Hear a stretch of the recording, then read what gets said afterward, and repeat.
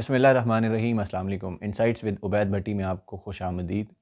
24 जनवरी बरोज़ इतवार को लाहौर के इलाके जौहर टाउन में लाहौर का एक मशहूर कब्ज़ा माफिया है खोखर बरादरान। उनका एक मशहूर ज़माना पैलेस है वहाँ पे, उसको कुछ लोग वाइट हाउस भी कहते हैं, खोखर पैलेस। उस पर ज़िले इंतज़ामिया ने ऑपरेशन किया और उसके बाद उसको मसमार किया गया।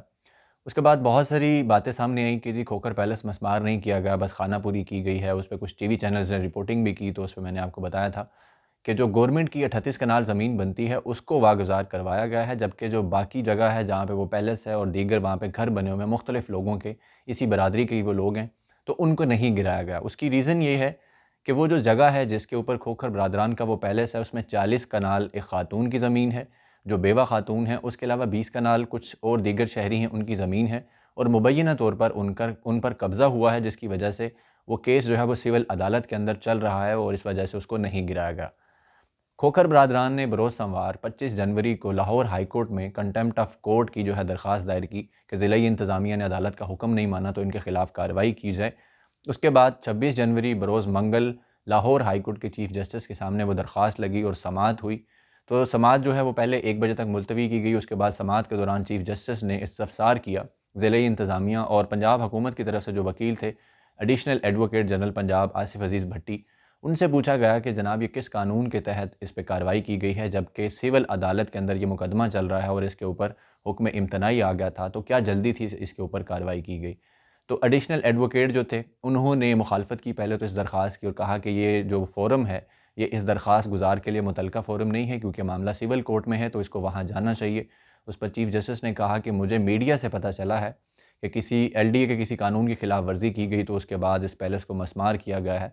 जब अदालत ने हुक्म दे दिया था तो आप उसका इंतज़ार क्यों ना कर सके। उसके बाद आसिफ़ अज़ीज़ भट्टी ने मज़ीद बताया कि डीसी लाहौर जो हैं उन्होंने सिविल एडमिनिस्ट्रेशन का जो लॉ है उसके तहत ये कार्रवाई की है। 18 तारीख को जो है इसके ऊपर फ़ैसला हुआ था और उसके बाद इनको नोटिस भिजवाए गए और ये सिर्फ नोटिस जो है वो सिर्फ सैफ खोखर या खोखर बरादरान को नहीं भिजवाया गया, बल्कि 133 के करीब और अफराद भी थे जिनको मसमारी के नोटिस भिजवाए गए थे। उसके बाद 24 जनवरी को ये असिस्टेंट कमिश्नर जो हैं उन्होंने कार्रवाई की और डीसी लाहौर जो हैं, या डीसी जो होता है वो जो सिविल एडमिनिस्ट्रेशन का लॉ है उसके तहत किसी भी और अफसर को ये इख्तियार दे सकता है कि वो उसके बिहाफ पे जाके कार्रवाई करे। उसके बाद ये कार्रवाई की गई, जिस पर चीफ जस्टिस ने कहा कि 23 तारीख को आपने इसके ऊपर फैसला किया और 24 को जाके आपने ऑपरेशन कर दिया, तो इसकी क्या जल्दी थी। तो फिर उस हवाले से सैफ बरादरान जो हैं, सैफ खोखर, उनकी तरफ से एहसन बॉन सीनियर वकील एडवोकेट हैं, वो वकील थे, उन्होंने अदालत को ये बताया कि इनके ख़िलाफ़ कानूनी कार्रवाई होनी चाहिए क्योंकि इन्होंने कंटेम्प्ट ऑफ कोर्ट किया है। सिविल अदालत के अंदर ये फ़ैसला चल रहा है और उन्होंने इसमें हुक्म इम्तनाई दे दिया था। लेकिन हुकूमत ने इसके बावजूद इसके ऊपर कार्रवाई की है और मेरे जो मौक्कल हैं उनको नुकसान पहुँचाने की कोशिश की गई। हालाँकि सुप्रीम कोर्ट का जो इसके ऊपर एक इंक्वायरी कमीशन बना था, उसने भी ये फ़ैसला दिया था कि ये ज़मीन जो है इनकी है। और उसके बाद एक अहम नुकता जो अदालत के सामने बयान हुआ वो ये था कि सैफ बरादरान, ये जो खोखर बरादरान हैं, इनकी जो पैलेस है, ये जो जगह है, ये 13 कनाल है।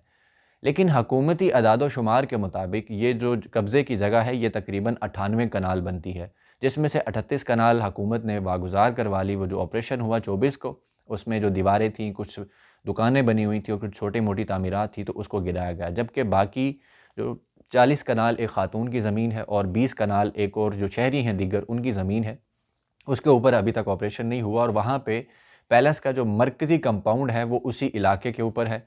तो अब ये मज़ीद चीज़ें हुकूमत के बिहाफ़ पे हैं कि वो इस चीज़ को आवाम के सामने क्लियर करे कि अदालत के अंदर एहसन भौन जो कि वकील थे सैफ खोखर के, उनके मुताबिक तो ये 13 कनाल ज़मीन है जो कि इस शख्स की है। तो ये 98 कनाल किस तरह से बनती थी, फिर उसमें से 38 वागुज़ार करवा ली गई, तो पीछे जो बाकी ज़मीन बचती है उसमें से दीगर ज़मीन किसकी बनती है? 13 कनाल सिर्फ़ उनकी है। तो अब इस पे देखते हैं हुकूमत की तरफ से क्या मौक़िफ़ आता है। वैसे तो हुकूमत की तरफ से जो तर्जुमान थे जिस दिन ये कार्रवाई हुई उस पे मुस्लिम लीग नून ने प्रेस कॉन्फ्रेंस की, काफ़ी शोर मचाया। तो उनका कहना था कि जी हमारे साथ ज़्यादती हो रही है, इंतकामी कार्रवाई की जा रही है और यही नुकता अदालत में भी उठाया गया। जो वकील जो एहसन भोन हैं सैफ कोकर की तरफ से, उन्होंने कहा कि जी हुकूमत सियासी कार्रवाई कर रही है, इंतकामी कार्रवाई कर रही है, मेरे जो मौक्कल हैं ये ज़मीन इनकी है। अब इस पे मज़ीद देखते हैं कि पंजाब हुकूमत की तरफ से क्या मालूमात सामने आती हैं। एक्चुअली कोई समझ नहीं आ रही कि ये मामला किस तरह से है। अदालत के अंदर काफ़ी अर्सा पहले भी केस चल रहा था, इसके ऊपर हुक्म इम्तनाई आया था।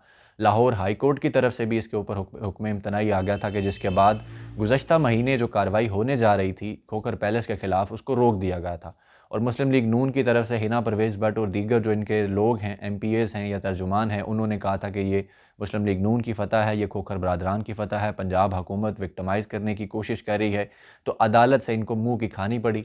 लेकिन इतवार के रोज़ ये कार्रवाई हुई तो उस पे कहा जा रहा था जी इतवार को अदालतें बंद होती हैं, तो शायद हुकूमत ने इसका फ़ायदा उठाते हुए ये जो ज़मीन थी 38 कनाल इसको वागुज़ार करवा लिया है।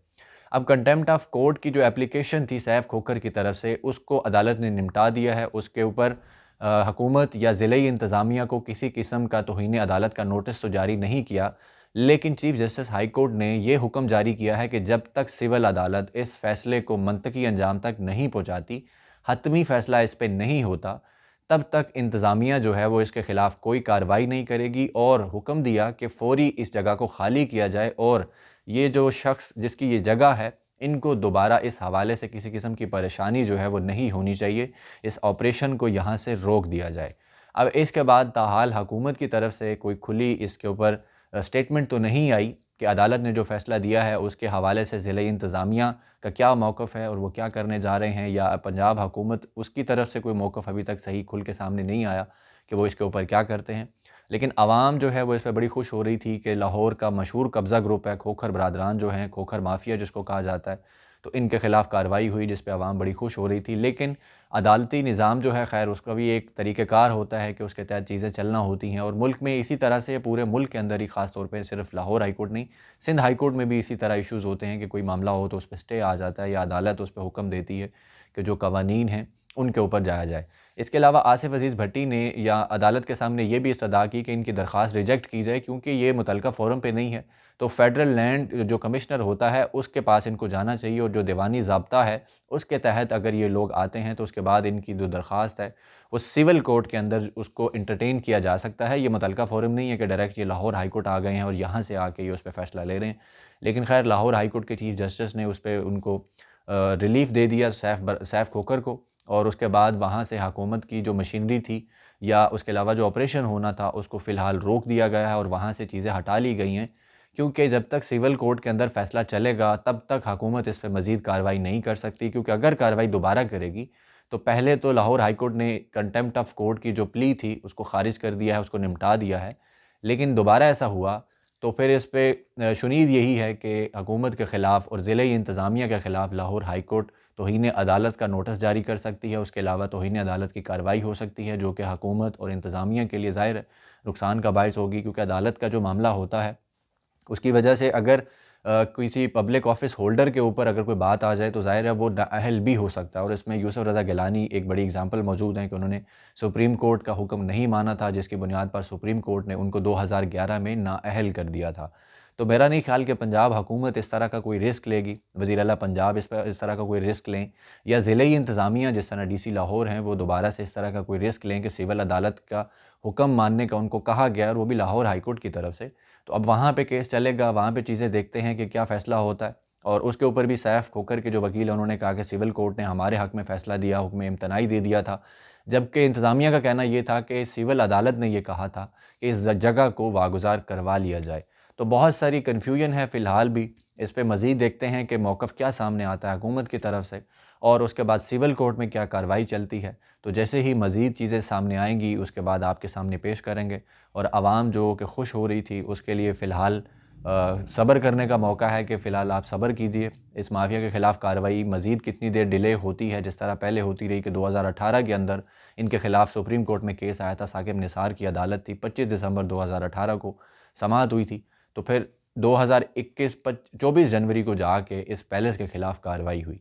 तो इतना लंबा जैसे आपने पहले इंतज़ार किया, तो मज़ीद 1 माह, 2 माह, 4 माह या 6 माह जितना अरसा भी वो केस चलता है, तो इस पे मज़ीद इंतज़ार कर लेते हैं कि क्या चीज़ें सामने आती हैं। नाज़रीन अब तक के लिए इतना ही। अपना बहुत सारा ख़्याल रखिएगा। अल्लाह हाफ़िज़।